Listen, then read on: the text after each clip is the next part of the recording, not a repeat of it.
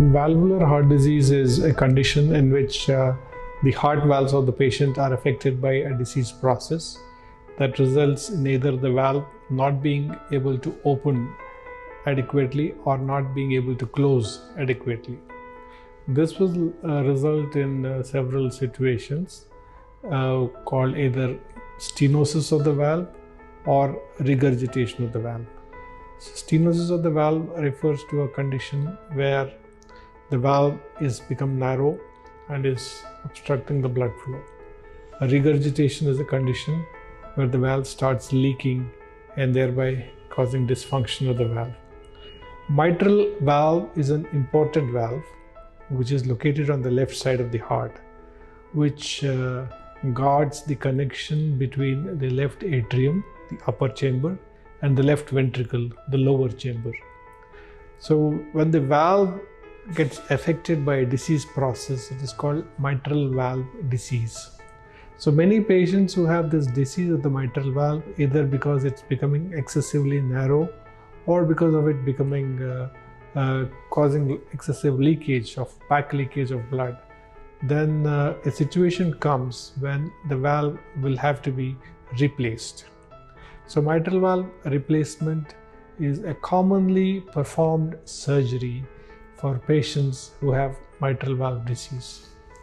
So there are two types of valves. One is the metallic valve, where a metallic artificial mitral valve is implanted. This is obviously done by means of open heart surgery, and a metallic valve is positioned in the position of the original mitral valve after removing the diseased portions of the mitral valve. Another type of valve, which is again implanted in the same method by open heart surgery, is a tissue valve or a bioprosthetic valve. So there are some situations where the tissue valve is preferred over the metallic valve. Usually in younger patients in whom the life expectancy is very long, a metallic valve is preferred because metallic valves are more durable and are more long lasting. Whereas in some situations, we prefer tissue valves.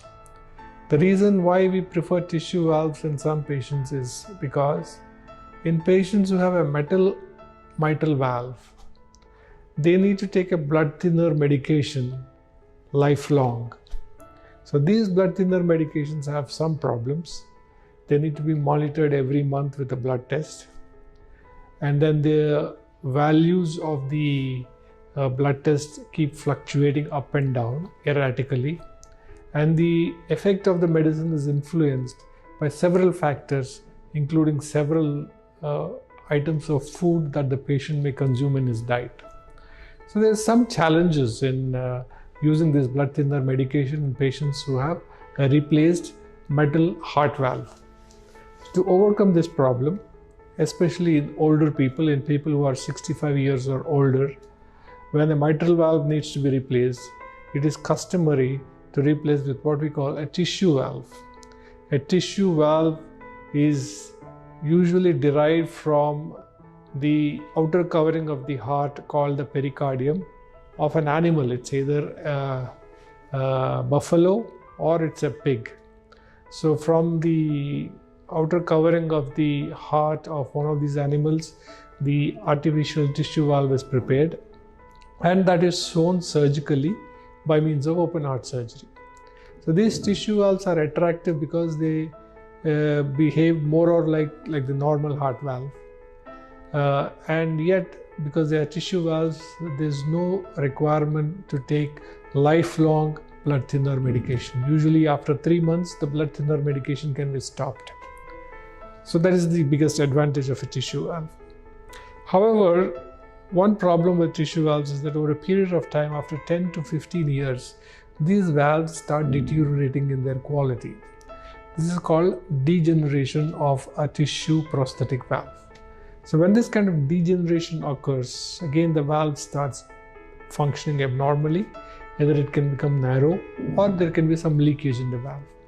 When either of these things happens, when there is dysfunction or damage to an already implanted tissue heart valve.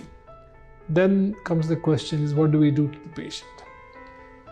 Initially, we can manage these patients with medication, but over a period of time, the time comes when we need to replace these valves.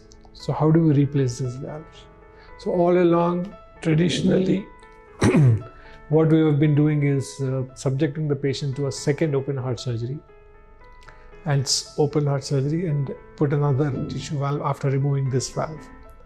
So however, in these patients who may be now 75 years or older than 75 years, second open heart surgery definitely puts them at a higher risk of having complications.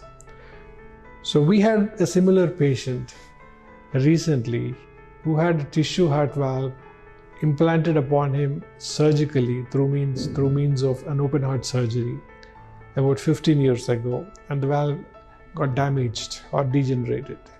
So he needed a replacement of the valve.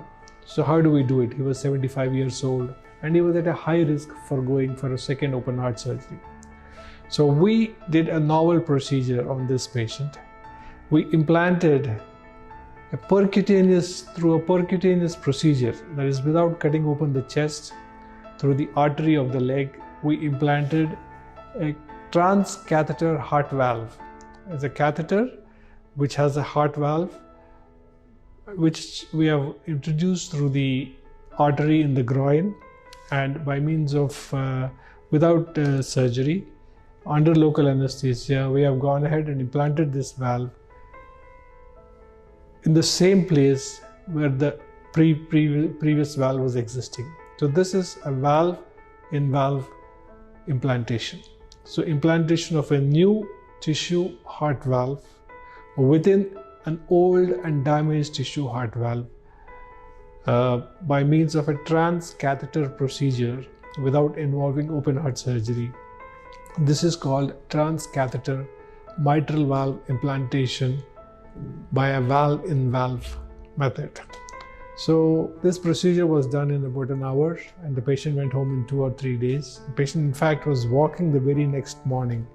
So this greatly improved the symptoms of the patient and the patient is doing extremely well. So we are happy that we could help this patient through this novel procedure of transcatheter mitral valve implantation in a pre-existing damaged or degenerated tissue heart valve. So this procedure helped the patient undergo a valve replacement with minimal risk and with the utmost benefit that this patient had. So we are happy to be of help in this patient.